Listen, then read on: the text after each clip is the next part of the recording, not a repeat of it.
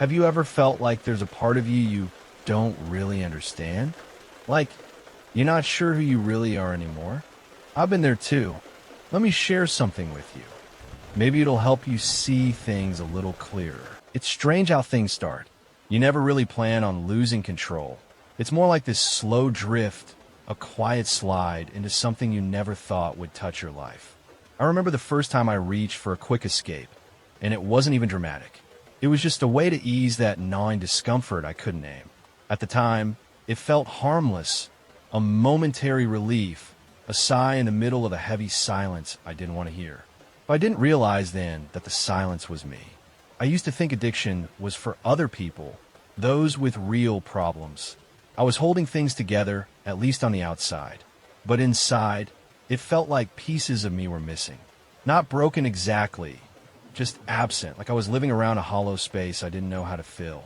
And when I found something that gave me even a glimpse of peace, whether it was a drink, a screen, someone's validation, I clung to it. Because in that moment, I felt closer to being whole. No one tells you that the things you use to survive can become the things that slowly undo you. I didn't see it as addiction. Not at first. It felt more like a habit, maybe a bad one, but manageable. That's the trap, the illusion of control. You tell yourself you can stop whenever you want, that you're just tired or stressed or going through a rough patch. But underneath that rational voice, there's another part of you whispering, please just make it stop. Make me stop. And yet, you keep reaching, not because you're weak, but because somewhere deep inside, you're looking for something. Something real. Something safe. Something like home. I think that's what addiction really is in its rawest form. A search for home in all the wrong places. A yearning to feel held, understood, seen. But when the world around you doesn't offer that, and when your own reflection feels like a stranger, you start chasing moments that imitate the feeling. Temporary comfort, temporary calm, even if it burns on the way down. The hard part is, on the surface, it often looks like pleasure, like indulgence. But the truth is, addiction doesn't bloom in joy. It grows in pain. It thrives in the places we've been taught to hide. And for so long, I didn't know how to be honest about that. I didn't even know how to be honest with myself. There were days when I'd stare at the ceiling, my body still, my mind racing, and ask myself, why do I feel so empty? I had people who cared, goals that looked good on paper, even moments of laughter. But it was like none of it could penetrate the numbness that had settled inside me. That's the thing no one tells you. Numbness isn't the absence of pain. It's its echo, stretched out so far it starts to feel like nothing. And so we reach for the phone, the bottle, the pill, the project, the person, whatever offers the illusion of stillness, even if it costs us a piece of ourselves. Because in those moments, even destruction feels better than silence. Looking back, I see it now. I wasn't trying to destroy myself. I was trying to find myself, trying to gather up the scattered pieces of a self I'd never really been taught to love, or even know. That's where the shame used to sneak in, the voice that said, you should be better than this, stronger, more disciplined, less needy. But now, I see that voice for what it is, the echo of a world that confuses strength with suppression, a world that shames vulnerability, dismisses inner hunger, and tells us that needing connection makes us weak. It doesn't. In fact, it's the deepest kind of strength to admit, I'm not okay. I don't want to live like this anymore. I used to think healing was about fixing something broken. But now I know. Healing is about remembering what was never broken in the first place. It's about seeing that the part of you that reaches for relief isn't bad. It's just hurt. It's just tired. It's just trying. And maybe, just maybe, that part of you deserves a little more grace, a little more kindness, a little more space to breathe without needing to earn it. That's where my story really begins, not in the fall, but in the moment I stopped running from my own ache. When I sat down inside the silence I used to flee and whispered, I'm listening. That's when things started to shift. Not all at once, not dramatically, but gently, quietly, like the sound of your own voice echoing back after being lost for too long. That's where I'll pick up next, because what I found when I listened was everything I thought I'd lost. There's something quietly terrifying about realizing your worst habits aren't random. They're rooted in pain you've never fully faced. For the longest time, I didn't understand why I kept doing things that hurt me. I wasn't reckless. I wasn't out of control in a way you'd see in a movie. But there was this subtle sabotage, this constant undercurrent of choices that chipped away at my self-respect. And the more I questioned it, the more I bumped into something deeper, the feeling that I wasn't enough, that I had to fill in some invisible gap to be okay. No one wakes up and says, I think I'll destroy my life today. What really happens is more subtle. You grow up learning what love isn't, and then spend your adulthood chasing shadows of connection, hoping they'll give you the thing you never had words for. For me, addiction wasn't about the substance or the behavior. It was about what I was running from, or more accurately, what I was aching for. There was always this deep, aching loneliness in me. Not the kind that's solved by being around people. I had friends. I wasn't isolated in the traditional sense. But even in a room full of people, I often felt alone. It was like I was surrounded by life, but somehow untouched by it. And the moments I turned to my addictions, whatever they were at the time, I was really just trying to touch something, to feel real, to feel safe, to feel like I existed in a way that mattered. And when I heard Gabor Mate talk about how addiction is less about the substance and more about the pain, something clicked. He said that every addiction starts with a wound. And I thought, yes, that's exactly it. My behavior wasn't about pleasure. It was about relief. Relief from shame, from emptiness, from the unbearable sense that something was missing and I didn't know how to get it back. Carl Jung talked about the shadow, those parts of us we exile because we're afraid they'll make us unlovable. That's what addiction did for me. It numbed the parts one couldn't face. But the price of that numbness was disconnection from others. Yes, but more tragically, from myself. And it's wild how the body remembers what the mind tries to forget. I started noticing how I'd clench my jaw when I was around certain people, or how my chest would tighten when I'd feel like I disappointed someone. These weren't just random reactions. They were echoes of old pain. Pain I hadn't named. Pain that sat underneath the surface of my normal life, driving me to soothe myself in whatever way I could. What shocked me the most was how many of those wounds weren't from adulthood, but from childhood. It wasn't just about one dramatic event. It was the accumulation of little moments where I didn't feel safe, or seen, or good enough. Moments when I learned that certain emotions made me too much. That asking for attention meant I was needy. That showing sadness made me weak. So I became good at hiding, not just from others, from myself. I wore masks. I played roles. I told myself stories that made the pain make sense. This is just how life is. I just need to tough it out. I don't need anyone. But those stories became walls, and the higher they got, the more alone I felt. Eventually, I started to understand that the behaviors I used to judge myself for were actually adaptations. They were how I survived. They were how I made it through emotions that felt too big to hold at the time. And while they may not have been healthy, they were intelligent. They made sense in the context of the pain I didn't yet know how to process. But here's the thing. What once saved me was now quietly destroying me. The same patterns that once protected me from pain were now keeping me from healing it. And that realization broke something open, not in a tragic way, in a liberating one. Because once I saw that my addiction wasn't about weakness, but about pain, I stopped blaming myself. I started getting curious. I began asking, what hurts so badly that I need to numb it? What am I truly longing for underneath all this noise? That's when the shame started to dissolve. Because when you stop seeing yourself as broken and start seeing yourself as wounded, everything changes. You begin to understand that your behaviors were never about destruction.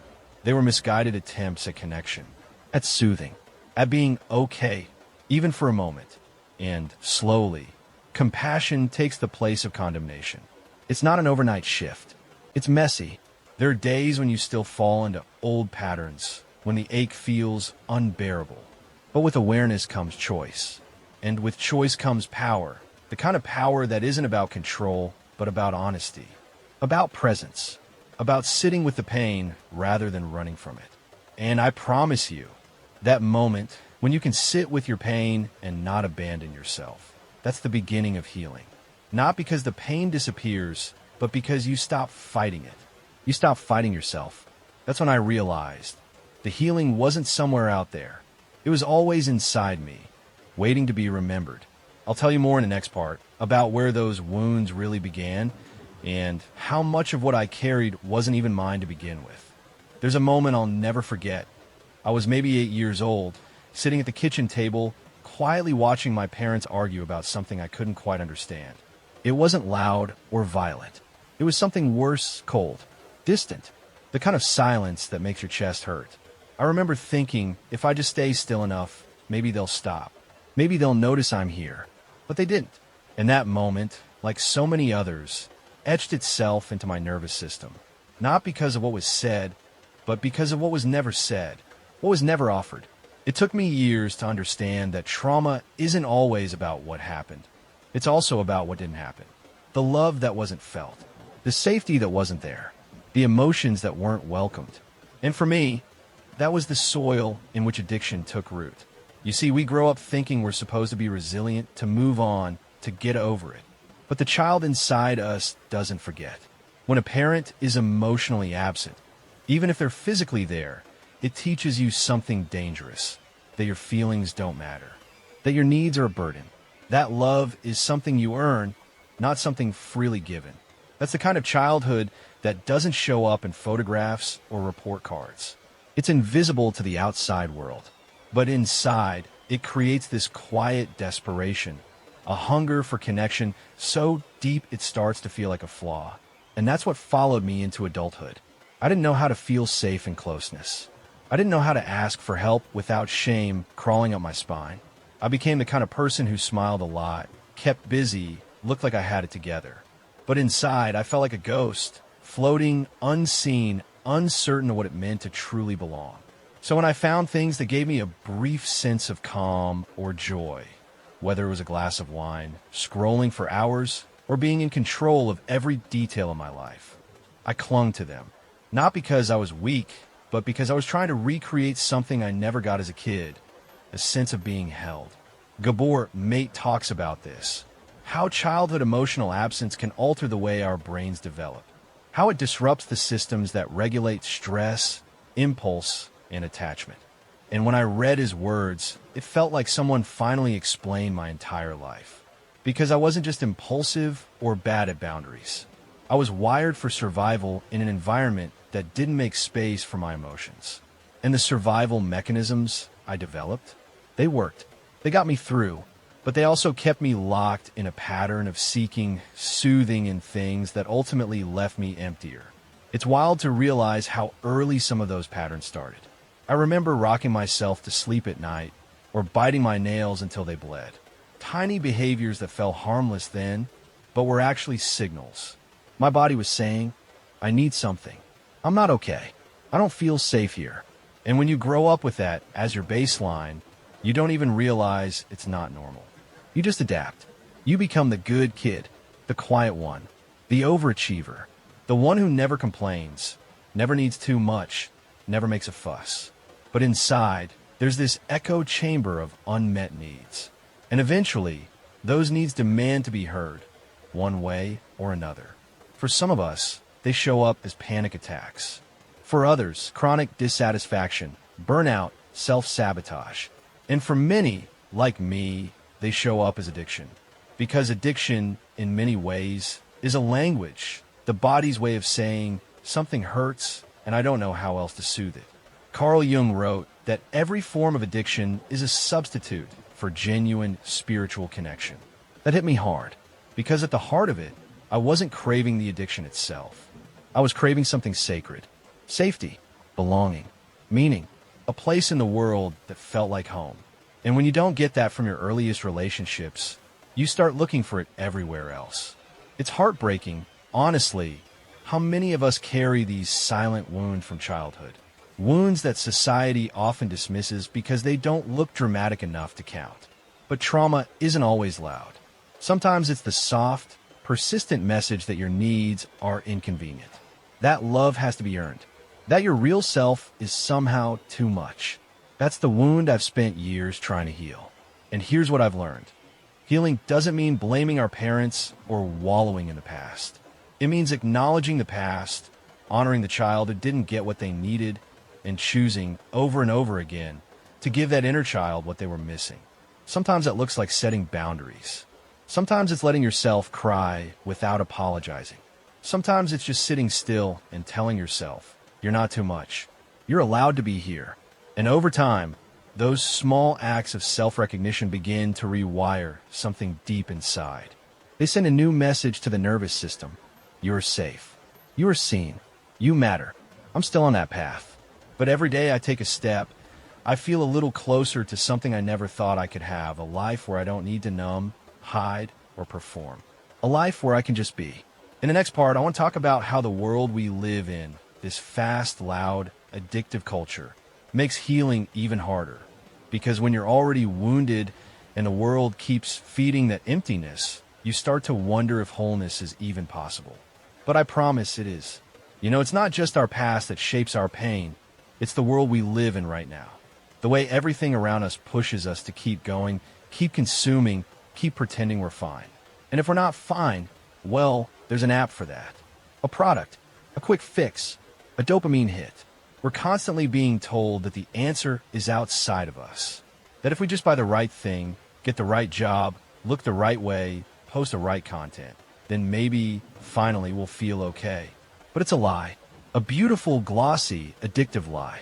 I used to think it was just me, that I was uniquely broken. But once I started looking deeper, I saw it everywhere. This low-grade hum of dissatisfaction, this constant need to reach for something. A phone, a drink, a like, a new goal, anything to keep us from sitting in silence with ourselves. Because silence, that's where the truth lives. And most of us are terrified of what we might hear. I remember walking into a coffee shop once and seeing every single person staring at a screen. No eye contact, no stillness, just noise, digital comfort. And I thought, this isn't connection. This is escape, a socially accepted, culturally encouraged form of disconnection. And when you're already carrying unresolved pain, the culture's message is loud and clear. Don't look inward. Just keep scrolling, keep shopping, keep chasing. Because if you stop, even for a moment, you might start to feel something you don't know how to name. That's what makes healing so hard. Not just the wounds we carry, but the environment that constantly reinforces them. We live in a world that celebrates busyness, that equates worth with productivity, and that pathologizes rest, reflection, and emotional depth. No wonder so many of us are addicted, not just to substances, but to patterns, roles, identities. Anything that keeps us distracted from the ache inside. It's like we're living in a culture that's spiritually starved. And the tragedy is, instead of nourishing ourselves with truth and connection, we binge on emptiness. We consume, perform, distract, and then wonder why we feel even more hollow afterward. I think that's what hit me hardest when I started doing the real work, realizing how much of my pain wasn't mine alone. It was ours, collective, cultural, inherited. It wasn't just my childhood that wounded me.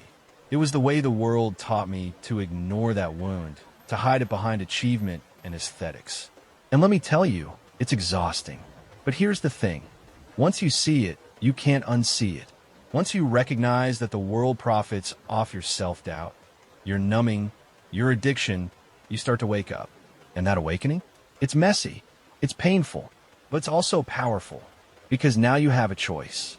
You can keep feeding the machine, keep numbing, performing, hiding. Or you can stop. You can pause. You can say, I don't want to live like this anymore.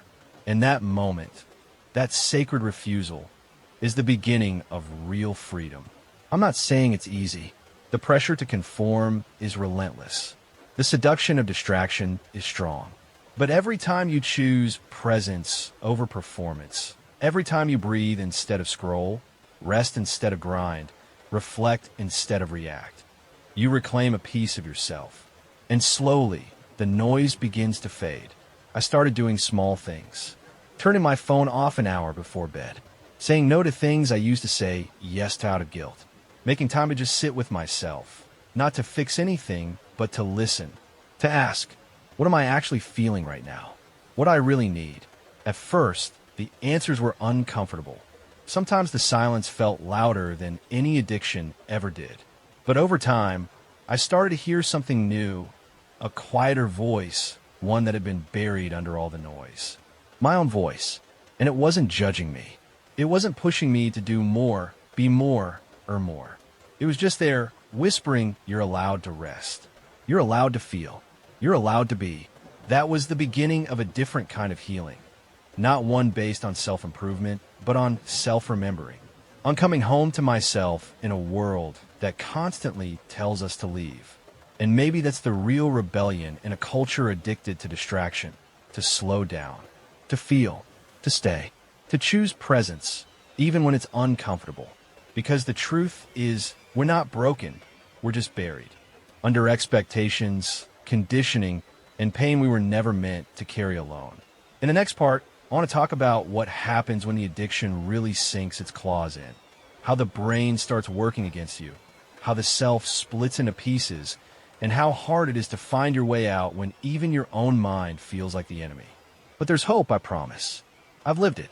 There's this terrifying moment in addiction when you realize you're no longer the one steering the wheel. You can watch yourself making the wrong choice in real time. Hear the voice inside you begging you to stop, and you do it anyway. Not because you want to, not because you're bad, but because some deeper mechanism has taken over. And that's the part no one prepares you for. I used to think willpower was everything. That if I just tried harder, was more disciplined, more spiritual, more organized, I could pull myself out of the spiral. But addiction doesn't care about your logic. It doesn't care how much you understand or how sincerely you want to change. Because it's not just psychological, it's neurological. It lives in the wiring of your brain, in the pathways carved over years of coping. I remember reading about this concept. Mate talks about brain lock.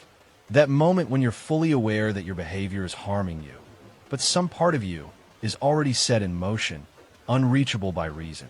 It was such a relief to have words for that, to know I wasn't insane, that what I was experiencing wasn't some moral failure. It was biology, trauma, survival mode, misfiring.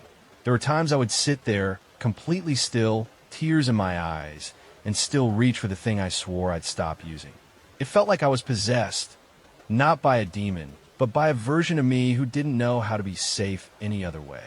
And that's what broke my heart, because I wasn't just fighting a habit, I was fighting for myself, for the part of me that still believed I was worth saving.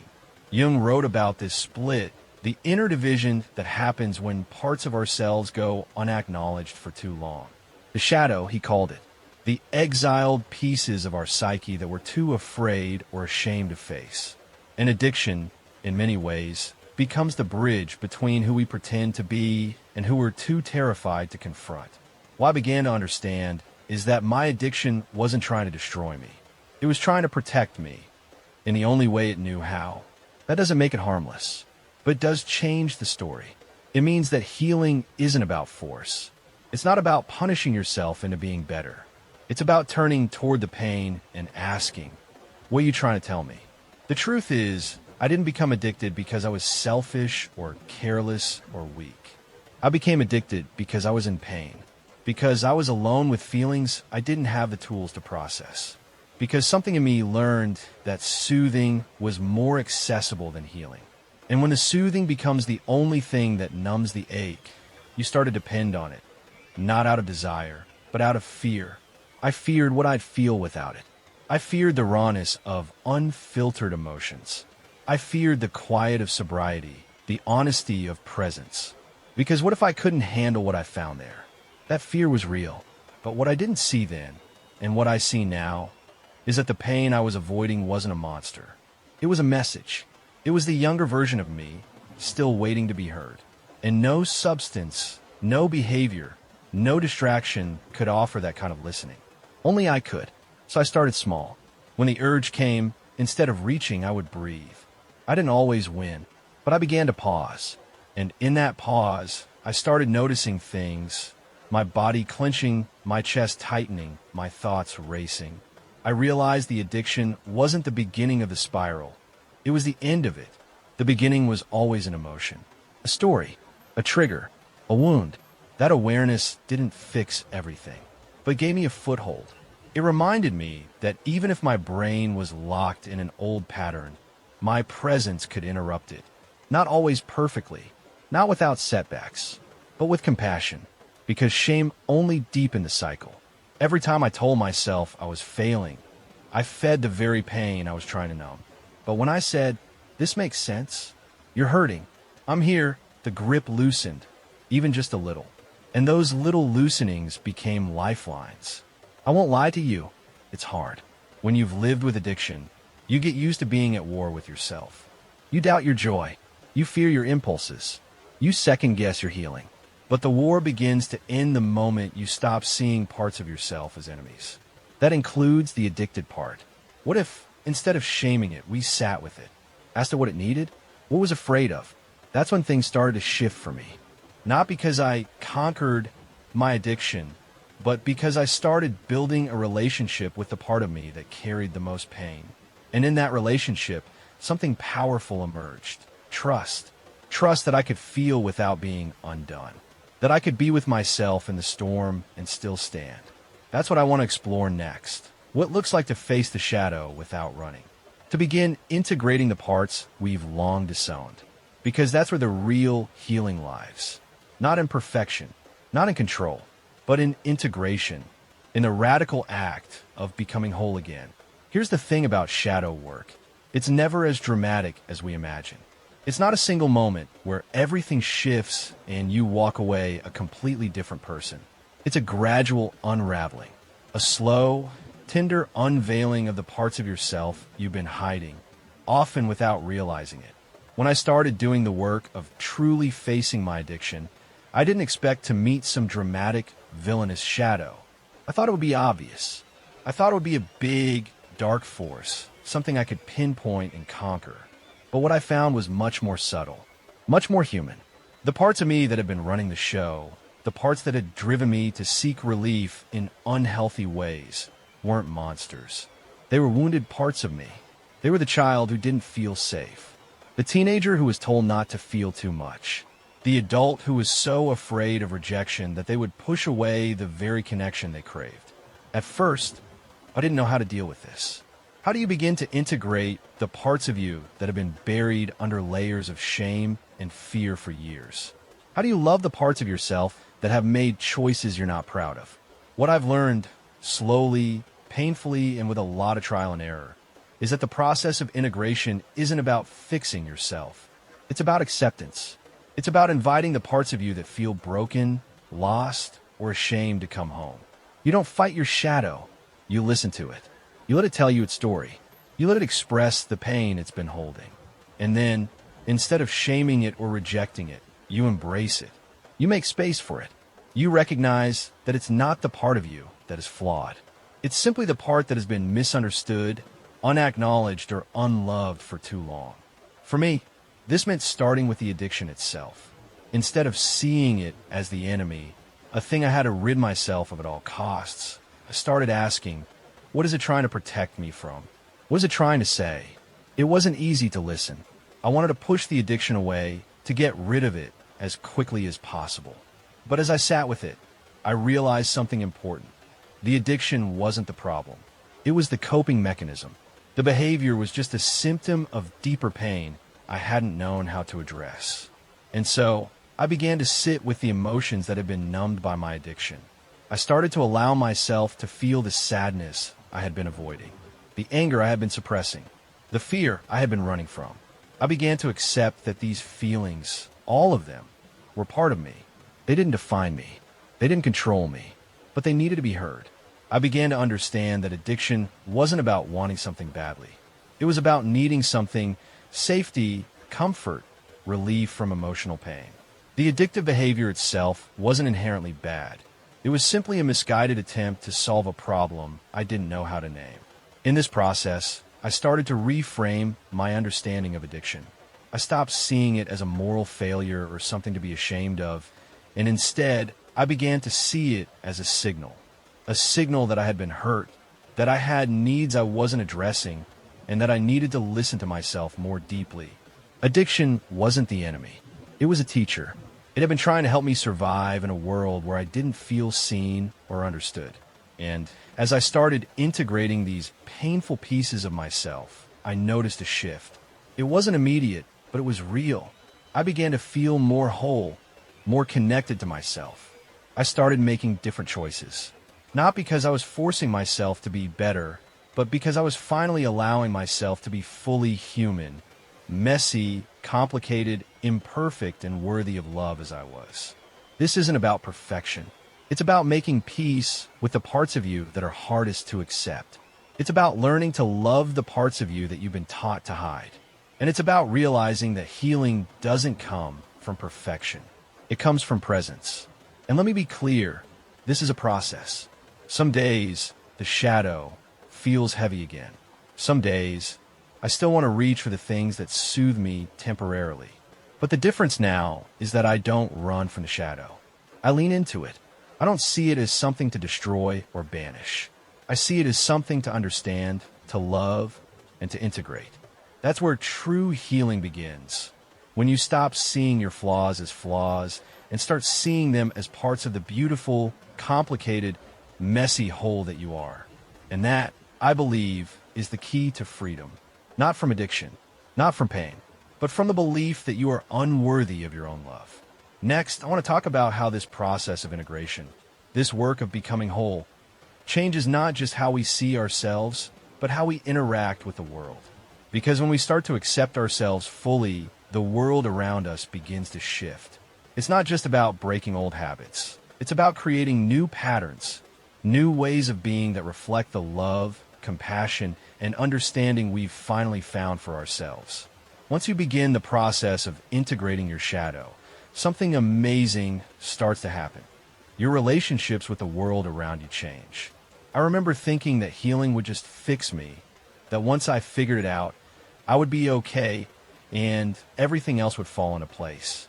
But what I've discovered is that when you start healing internally, your external world begins to shift as well. Your relationships with others, your environment, and even your career, all of it begins to reflect the way you've started to reflect on yourself. Here's what I mean by that. When I was lost in my addiction, I wasn't just running for myself. I was also running for my relationships. I couldn't be fully present with anyone because I wasn't fully present with myself. I used to think that if I could just do better, be more productive, keep everyone happy, then I would be enough. But all that striving, all that pushing, just kept me further from real connection.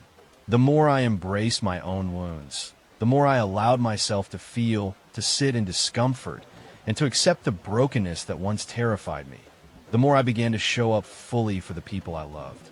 And that's the strange magic of healing. As you heal, you can't help but extend that healing to others. It's not that I suddenly had all the answers. It's that I began to be honest with the people around me in a way I never had before. I didn't need to hide behind the perfect image of someone who has it all together. Instead, I allowed myself to be human. And the more I let myself be real, the more others started to feel safe being real with me. This doesn't mean I became a perfect friend, partner, or family member. Far from it. But what it does mean is that I could be more present for them. I stopped running from the parts of me that felt unworthy, and in doing so, I stopped running from the parts of them that made me uncomfortable. I didn't need to project my fears onto them anymore. I could just sit with them, with all their flaws, all their pain, all their humanity, and hold space for it, just like I had learned to do for myself. In many ways, this was the true test of healing. It wasn't just about self-acceptance. It was about seeing others with the same compassion I'd learned to extend to myself. I had to let go of the idea that I needed to fix anyone or that they needed to be anything other than who they were. And that was a huge shift because for so long, I believed that love meant changing someone else, molding them into a better version of themselves. But now, I understood that love meant acceptance. It meant seeing the other person fully without trying to mold them into someone else. This wasn't an easy process. In fact, it's still ongoing. There are days when I feel triggered when my old patterns of defensiveness or avoidance rise up. But when those moments happen now, I know how to pause. I know how to sit with the discomfort instead of running from it. And more importantly, I know how to stay present, both with myself and with the people I care about. This is the gift of integration. When you heal the relationship you have with yourself, you naturally heal your relationships with others. When you stop fighting your own shadow, you stop fighting the shadows of others. You begin to see the humanity in everyone, not as an obstacle, but as a shared experience. You begin to realize that we are all just trying to make sense of this messy, beautiful world. We are all just trying to find a way back to ourselves. And here's the truth I've come to realize. The more I've been able to sit with my own pain, the more I've been able to sit with the pain of others. The more I've understood my own struggles with addiction, the more I can truly listen to someone else's story without judgment. The more I've made peace with my own mistakes, the more I can extend grace to others when they stumble. The shift is profound and it's subtle. It doesn't happen overnight. But when it does happen, it's as if a veil has been lifted. You begin to see people and yourself in a new light. You begin to realize that all of our suffering, all of our struggles, are part of what makes us human. And that's the beauty of it all. As I continue to walk this path of healing, I realize more and more that it's not about reaching some final destination. It's about the journey, the constant return to wholeness, the continuous learning to love ourselves exactly as we are. The more I embrace my own imperfections, the more I can hold space for the imperfections of others. I think that's where real freedom lies, not in becoming perfect, but in allowing yourself to be imperfect, in allowing others to be imperfect, in realizing that none of us are truly broken. We're just in the process of remembering who we really are. And once you begin to remember that, the whole world starts to change. Now, as I reflect on my journey, I realize that true healing isn't about fixing what's wrong. It's about embracing what is and learning to live in alignment with it. It's about accepting yourself fully without judgment or shame. And when you do that, you create a space where others can do the same. In the next part, I want to share a bit about how this journey has taught me to approach life with more trust and less control. Because I've realized that trying to control everything, including my healing, only ever keeps me stuck. True freedom comes when we allow ourselves to flow, to let go, and to trust that, even in our mess, we are exactly where we're supposed to be. There's something liberating about realizing that you can't control everything, and that you don't need to. For the longest time, I tried to manage every aspect of my life. I thought that if I just stayed on top of everything, if I was disciplined enough, organized enough, planned enough, I could somehow protect myself from pain. I could control the chaos. I could avoid the feelings that seemed too big, too overwhelming to handle. But here's the thing.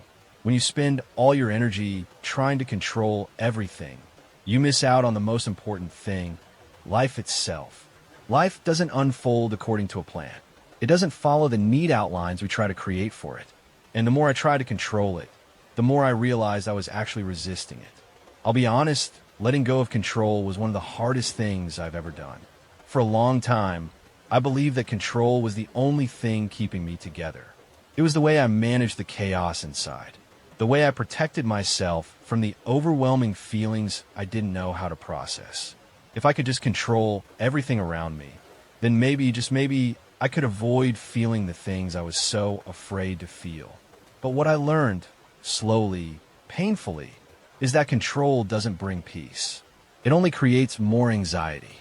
Because when you're constantly trying to control everything, you're never really present. You're always planning ahead, anticipating what could go wrong, running through a mental checklist.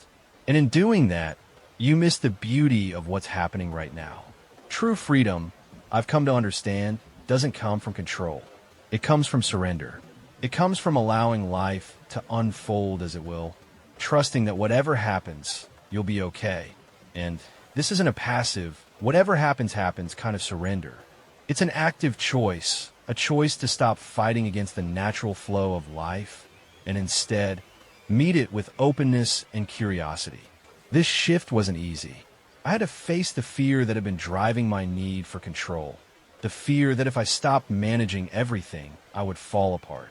I had to confront the belief that I wasn't strong enough to handle life without having a tight grip on it. But the more I let go, the more I realize that life doesn't require control. It requires trust. Trust that I'm strong enough to handle whatever comes my way. Trust that, no matter what happens, I will be okay. This shift in perspective started to change everything. I stopped trying to be perfect. I stopped trying to make everything look good on the outside. I started embracing my imperfections, my mess, my chaos.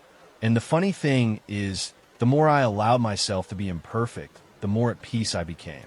The more I let go of the need to control, the more I found myself present in the moment. I started to experience life fully, without fear of the things I couldn't predict. And you know what? Life became richer, deeper, more fulfilling. I began to see the beauty in the mess. I saw the lessons in the struggles. I began to trust the process of life instead of trying to manage it. I learned to ride the waves instead of trying to control the ocean. This has been the most transformative part of my healing journey. Letting go of the need for control has opened me up to a life that is far more joyful, far more alive than I ever imagined possible. And it's not because everything has fallen into place the way I thought it would. It's because I've learned to let go of my expectations, to embrace life as it comes, and to trust that I am capable of handling whatever comes my way. This doesn't mean I don't have moments of doubt or fear. It doesn't mean I've figured it all out. But it does mean that I'm no longer afraid of life. I'm no longer afraid of feeling what I feel or facing what I fear. I am no longer afraid of surrender control. And the most incredible part, I've discovered a peace that I never thought was possible. A peace that comes from accepting the uncertainty, the mess, and the unpredictability of life. A peace that comes from trusting that even when I can't control everything, I can always trust myself to be okay. In the final part of this journey, I want to talk about the true freedom that comes from acceptance. The freedom that arises when you stop fighting yourself, when you stop trying to be someone you're not, and when you finally embrace all the parts of you that you've been running from. Because when you truly accept yourself, when you truly see your worth and your humanity, you are free. Free from a need to be perfect. Free from a need to be anyone else. And in that freedom, you find a peace that can't be shaken. And that, I believe, is the key to living fully, to living without fear, without shame, and without the need to control everything around you. It's the peace of knowing that you are enough exactly as you are. As I reflect on everything I've learned, I realize that the journey wasn't just about overcoming addiction or healing old wounds. It was about something deeper. It was about learning to accept myself. The parts of me I thought were unlovable, the parts one tried to hide, and the parts that felt broken. Acceptance has been the most transformative element of my healing. Not just accepting the things that are easy to love, but accepting the parts of myself that have been messy, imperfect, and even painful. In my earlier years, I thought healing meant fixing everything. I thought it meant eliminating the things I didn't like about myself. But now, I see that healing isn't about perfection. It's about wholeness. It's about embracing every part of you, the light and the shadow, and recognizing that you are enough just as you are. I've realized that true freedom comes from this kind of self-acceptance. Freedom is not about changing yourself into something else.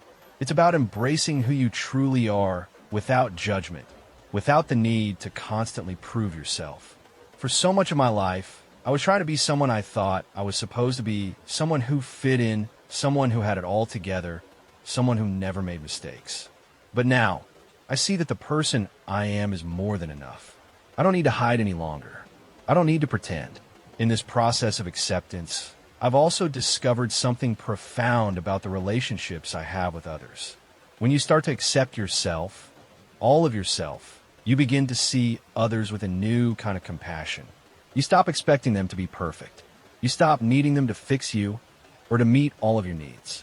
And you begin to realize that the beauty of a relationship lies in the imperfections, the messiness, the vulnerability, the realness of it all. I've learned that healing isn't about walking away from the past. It's about integrating it.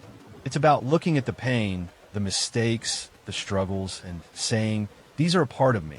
These have shaped me, but they don't define me. Healing is about making peace with the parts of yourself that you've hidden for so long and allowing them to become a source of strength rather than shame.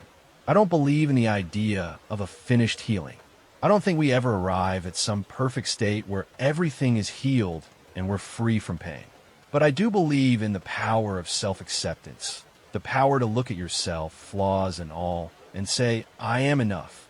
That, to me, is the heart of freedom. And what I've found in that freedom is the ability to be fully present in my life, to show up without fear of judgment, without the need to be perfect, and without the need to escape into old habits. I can sit with the discomfort, sit with the pain, sit with the uncertainty, and trust that I am capable of handling it. Because now I trust myself. True freedom is not in running from the parts of yourself you don't like. It's in accepting them. It's in recognizing that every part of you, every part of your past, every mistake, every fear, is what makes you uniquely who you are. And when you embrace that, when you stop fighting against yourself, you start living in a way that feels real, authentic, and true. As I wrap up this journey, I realize that everything I've been searching for, peace, happiness, connection, was always here within me. The key was never outside. It was always about accepting who I am, exactly as I am. And in that acceptance, I found the peace I had been seeking for so long. So I want to leave you with this. You are enough exactly as you are. You don't need to fix yourself. You don't need to be perfect. You just need to show up. You need to be honest with yourself, accept yourself, and trust that the journey you're on, with all its twists, turns, and bumps, is exactly where you're meant to be. You are worthy of love. You are worthy of peace. And most importantly, you are worthy of your own acceptance. That, to me, is the ultimate freedom. The freedom to be yourself, to embrace your humanity, and to live fully, without shame, without fear, and without the need to control everything around you. If this felt meaningful to you, it might mean something to someone else too. So hit like, leave a comment, or subscribe. That's how YouTube knows to share with others. Maybe together, we can help someone see things a little differently.